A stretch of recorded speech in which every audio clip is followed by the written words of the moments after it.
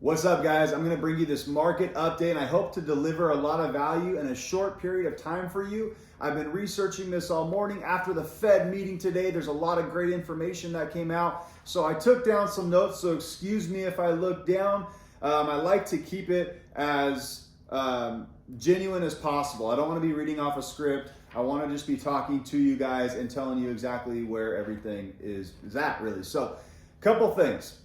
Jerome Powell is on a warpath right now to get inflation down to 2%. That is where he wants it. That is where the Fed wants inflation. And right now, we're at 4%. So year over year, inflation is coming down, which is really good. So the economy is benefiting from the rate hikes that have happened. And currently, we're in a holding pattern. So he didn't raise rates this time, but he did say that there is the potential that rates get raised one or two more times this year. And there's a lot of talk about, well, rates coming down or the Fed fund rate coming down, things of that nature, which, by the way, the Fed fund rate doesn't actually have a direct correlation with mortgage rates. It does affect it to some extent, but it's not directly correlated. So if the Fed fund rate goes up 25 basis points, that doesn't necessarily mean that mortgage rates are going to go up 25 basis points. In fact, mortgage rates could actually get better, which we have seen in some scenarios. So I wanted to go over this because this is really interesting. The 10-year Treasury yield is 3.84% right now. The normal spread between the 10-year Treasury yield and mortgage rates typically, historically, is 1.72%. So that number, the 3.84% and the 1.72% would be right around where our mortgage rates should be historically. Today's spread is 3.2%. So there's a lot of wiggle room that rates could actually come down with where the 10-year Treasury yield currently is. Even if that spread came down to 2.25%, which is still higher than the historical average of 1.72%, our mortgage rates could actually be below 6% in the current market where we're at. We're not seeing that because there's a lot of other factors that affect mortgage rates, like the economy, what's going on in politics, inflation. A lot of different factors affect it. And where the economy is right now with recent bank collapses and things of that nature, the mortgage market is kind of holding right around where that number is. And that number right now, nationwide, historically, is about 6.25% to 6.875%. Now, Jerome Powell said something interesting. He did say that he thinks that there could be an additional one or two hikes this year. Like I mentioned at the beginning of this video, he is on a warpath to get inflation down to 2%. We're in a holding pattern, I think, to see what happens over the next 1 to 2 months. And depending on where inflation goes is going to be ultimately the decision that he makes. So we want to see inflation come down so those rates don't get hiked again. Now, over the last 2 weeks, we've seen the market get a little bit better. We had some volatility in the market, which we've seen that a ton right now. The market has shifted poorly. We've seen the market get worse on the mortgage side of things, and then get better, and then get worse, and then get better. It's so back and forth right now. It's a different market than we've ever been in. And I'm going to get into a lot of that. But lower rates from the last 2 weeks helped mortgage application volume to recover, which caused applications to tick up 7.2% week over week. So this is what I was talking about with that correlation. So right now, with the purchase index, and here comes a jet flying over my house, but you can clearly see the demand is closely following mortgage rates, which is typical, but not as typical and tight as it is right now. So when the news sources speak on rates going up, demand drops. When the news sources start saying rates are getting better, we see demand increase. And so that's what we're seeing over the last couple of weeks. Purchases are still down year over year, but we are seeing a big improvement as we move into these summer months. Through January and February and December were really slow months. They were really different months, and we're starting to see things kind of pick up now as we move into these summer months. So let's get into the inventory in housing, and let's talk about if it's a good time to really buy a house right now. So per Case-Shiller, FHFA, Fannie Mae, Zillow, and CoreLogic, they see home prices stabilizing, and we are seeing a trend towards 5 to 6% appreciation this year nationwide. So the people telling you that the market's going to collapse are wrong.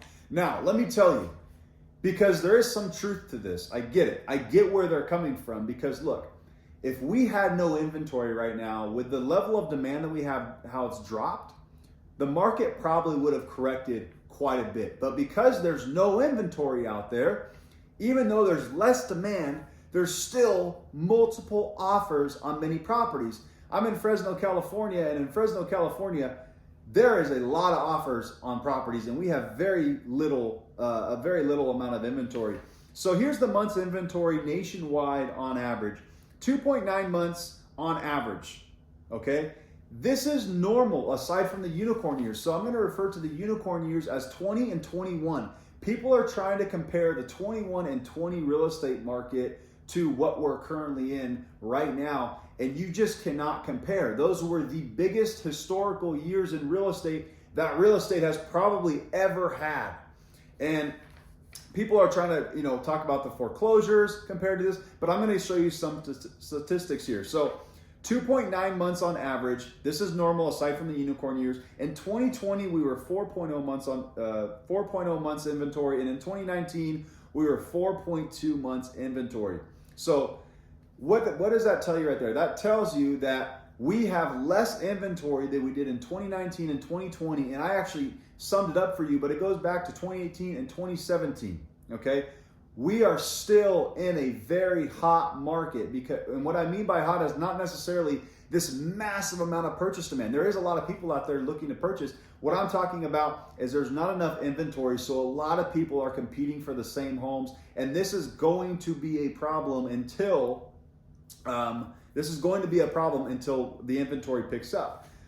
Our thought is when rates do come down, which will happen, and if you think it's crazy busy right now, imagine when rates come down.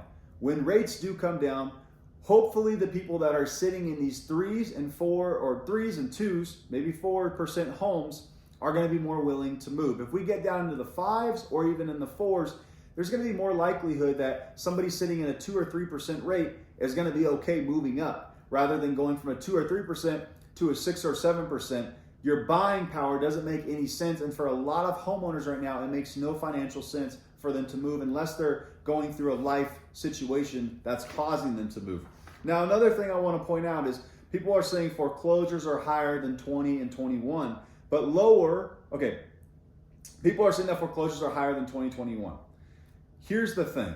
You are comparing a year, 2 years, when there was forbearances and there was all these things for protecting people during the economic downfall of COVID from foreclosing on their home.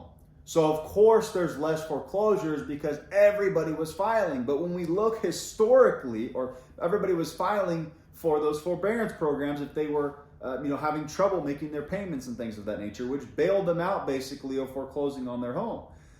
But it is still lower. Our foreclosures are still lower than 2019, 2018, and 2017. Now, what does this tell you? People are going to say, oh, people are foreclosing. Look, people are always going to foreclose. People go through life situations. People lose their job. People get divorces. People get medically, have a lot of medical bills. Something happens to them, God forbid. And so there is always going to be foreclosures in the market. That is the nature of this business or of owning real estate. Things happen to people that are out of their control sometimes that cause them to foreclose. The last thing I want to talk about, which I thought was very interesting, is I looked at a chart today talking about the different states and where the demand was. And right now in the West, in California specifically, I think in Fresno, our pricing pressure is very high, meaning there's no inventory and there's a lot of people buying or a lot of demand. So pricing, people are submitting over asking. They're waiving their appraisals in some, situations.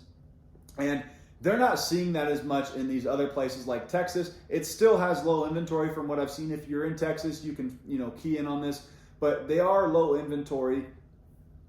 They do have multiple offers, but it's not to the same extent. Right now, you could have 10, 15 offers on a home here in Fresno, California, and it's a lot of competition. And so for our first-time home buyers, there was that period between December and February that it was pretty easy to actually get a house. But now we're starting to see where you cannot get seller credits anymore. You're not being able to offer those things. There's more competitive offers out there right now. So what is that going to do for appreciation? Well, as Fannie Mae and Case-Shiller and all these other places predicted, we're going to see appreciation rise this year.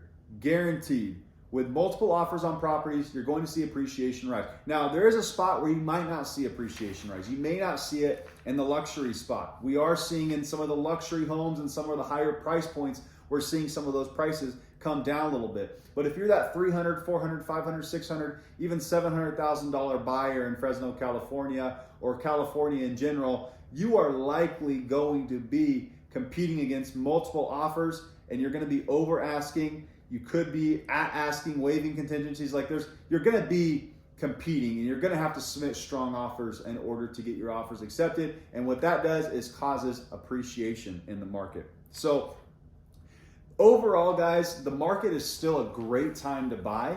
It's an amazing time to buy for somebody looking to buy real estate and own for the long term. When you buy a piece of property, you should not be thinking, what you're going to do in 6 months or a year. This is a long-term investment. The average American has more net worth in their home than any other investment. It is a crucial piece. You're going to pay rent, which is basically crumpling up money and throwing it away. I have to say this though, I don't necessarily like when people say that, because I understand that renting can be good in certain situations. It can be good, especially if you're getting started in life, or you're just at a point in your life where you don't want to have the responsibilities of ownership and you want to travel and things like that. There are circumstances where renting is going to be better than owning. But owning has been proven time and time again, long term, that you will appreciate, you get the tax benefits, and you're going to win in the long term. So with inventory the way it is, my recommendation to you is get with a good realtor, a good lender that can help you.